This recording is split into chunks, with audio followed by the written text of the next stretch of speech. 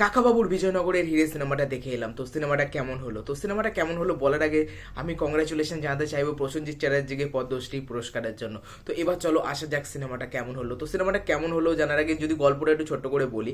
কাকাবাবু যাচ্ছে বিজয়নগরে একটি হিরের সন্ধানে সন্তুর সাথে, এবং সেখানে গিয়ে কী কী হচ্ছে বা না হচ্ছে, হিরেটা তিনি কীভাবে পাচ্ছেন, এর থেকে বেশি কিছু জানতে হলে তোমাদের সিনেমা হলে গিয়ে সিনেমাটা দেখতে হবে। সিনেমাটা রানিং লেন্থ হলো 1 ঘন্টা 58 মিনিট, এবং এই সিনেমাটা ডাইরেক্ট করেছেন চন্দ্রাশিস রয়। এর আগের দুটো পার্ট ডাইরেক্ট করেছিলেন ইয়েতি অভিযান এবং মিশর রহস্য, সেটা ডাইরেক্ট করেছিলেন সৃজিত মুখার্জি। তিনি থার্ড পার্টটা ডাইরেক্ট করেননি। এখানে নতুন একজন ডাইরেক্টর ডাইরেক্ট করেছেন, তার নাম হলো চন্দ্রাশিস রয়। তিনি কি কাকাবাবুর ক্যারেক্টারটাকে ঠিকভাবে জাস্টিস দিতে পারলেন? দেখো, এই সিনেমাটা আমার কাছে ডিসেন্ট টাইম পাস একটা মুভি মনে হয়েছে, এবং এই সিনেমার সব থেকে ভালো পারফরমেন্স লেগেছে প্রসেনজিৎ চ্যাটার্জিকে কাকাবাবু চরিত্রে। তিনি প্রত্যেকটা পার্টের মতো এই পার্টেও অসাধারণ। তার ডায়লগ ডেলিভারি, তার অঙ্গি ভঙ্গি, যেভাবে তিনি কাকাবাবু রোলটা প্লে করছেন অসাধারণ লাগে। তাকে মনে হয় যেন কাকাবাবু রোলটা তার জন্যই তৈরি করা হয়েছে, অন্য কেউ তাকে রিপ্লেস করতে পারবে না কাকাবাবু চরিত্রে। অসাধারণ লেগেছে তাকে প্রত্যেকবারের মতো। এবং বাকি যারা রয়েছে তাদের কাজ বেশি কিছু করার নেই, এবং আরিয়ানকে আমার তেমন পোষায়নি বা তার বেশি কিছু রোলও ছিল না। এবং বাকি যারা রয়েছে, সত্যম ভট্টাচার্য তিনি ভালো অ্যাক্টর, কিন্তু তারও বেশি রোল ছিল না। এবং এই সিনেমায় চিরঞ্জিত চক্রবর্তীকেও কিছুক্ষণের জন্য দেখা যায়, তাকেও ঠিকঠাক লেগেছে, তারও বেশি জায়গা নেই, কিন্তু যেটুকু রয়েছে ঠিকঠাক লাগে দেখতে। বেশি রোলটা কাকাবাবুরই রয়েছে, অর্থাৎ প্রসেনজিৎ চ্যাটার্জি, তাকে দেখতে ভালো লাগে।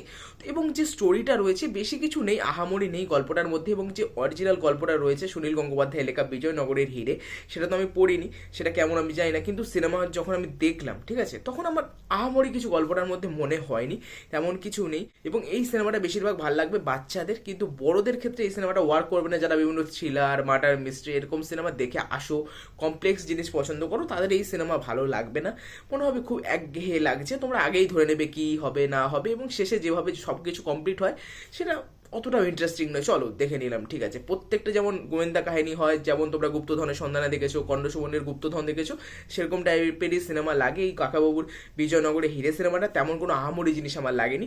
ওভারঅল মিলিয়ে ওয়ান টাইম ওয়াচ তোমরা করতেই পারো টাইম পাস মুভি হিসাবে, কিন্তু পরবর্তীকালে যদি কখনো টিভিতে দেয় বা আরেকবার দেখার ইচ্ছে হলো, তোমাদের দেখা সেই ইচ্ছেটা হবে না।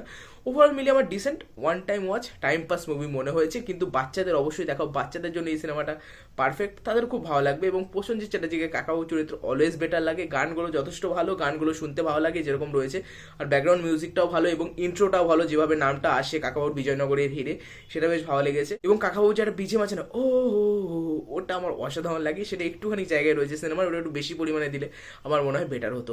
তো ওভারঅল মিলে কাকাবাবু সিনেমাটা আমার কাছে ঠিকঠাক একটা সিনেমা মনে হয়েছে। অবশ্যই গিয়ে ট্রাই করতে পারো এবং নিজেদের বাচ্চাদেরকে দেখাতে পারো যদি তোমাদের বাচ্চা থাকে। তো তো দেখা হচ্ছে পরবর্তী ভিডিওতে। আর তোমাদের কেমন লেগেছে কাকাবাবুর বিজয়নগরে হিরে সিনেমাটা অবশ্যই কমেন্ট করে জানিও। টাটা।